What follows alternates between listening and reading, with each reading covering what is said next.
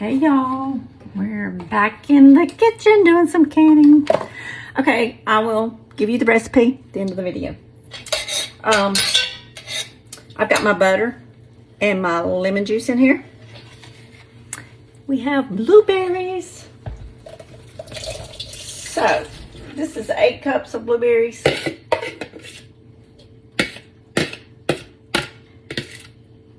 And I will be using, it's in a pink box,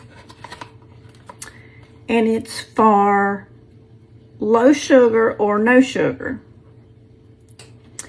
I will be using a little bit of brown sugar because it's a dark berry, so we're going to use brown sugar.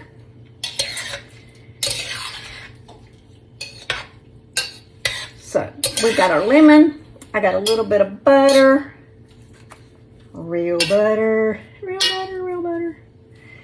And then our low to no sugar fruit pectin. Put that in there.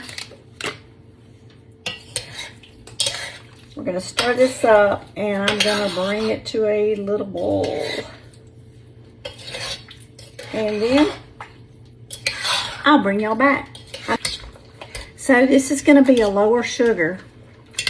This recipe calls for 6 cups of brown sugar.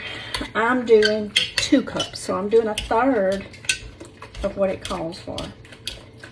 And that is why I am using the low sugar or no sugar fruit pectin. So we'll let this cook down a little bit more. We'll be back. Okay, we have brought this to a rolling boil. It's a hard boil, which means that you can't stir down. So I'm still stirring, mashing, and it's still boiling. That's about good for that. So now we're gonna, it has to boil for 1 minute. So it's been boiling longer than a minute, a rolling hard boil. So you can't stir that boil down. So that's what you want. All right, now we're gonna put our brown sugar in there. And like I said, the recipe calls for 6 cups. I did 2 cups. And I'm using the pectin for low sugar. It's blueberries, so it's a dark berry, so brown sugar goes good with that.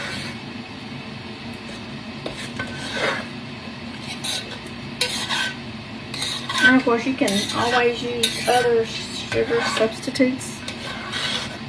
Now we're going to bring this back up to a boil, and it's going to be at a rolling boil for 3 minutes, and then we're going to can it. Okay, y'all, our butter is going off, our timer.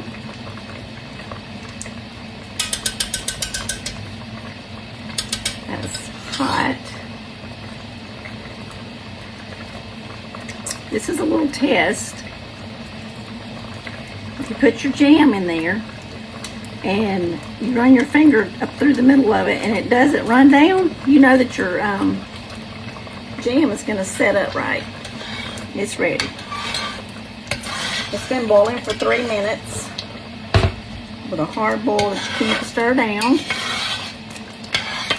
So we're going to get this into some jars if I can find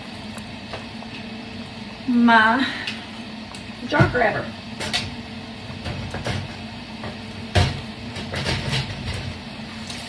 Okay, let's get this party started.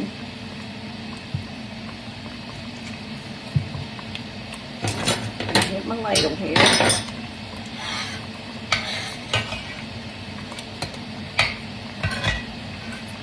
Let me get this out of my way. I don't want to waste anything. Get it all off.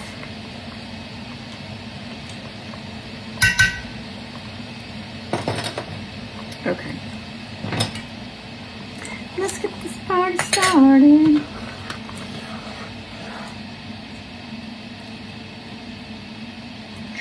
not to make a total mess.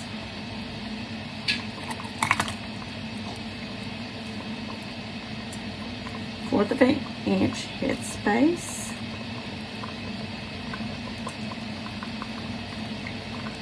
Okay. Here, y'all, this is a debubbler. If you feel that you need to. With jams and jellies, I usually don't. But that's just for me.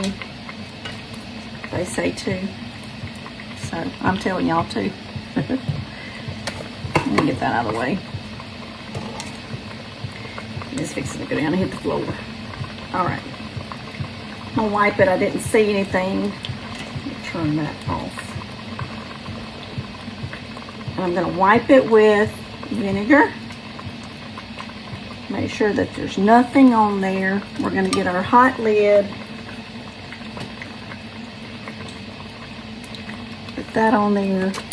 And our ring. And I just knocked y'all. Okay. I'm going to go sit this in the canner.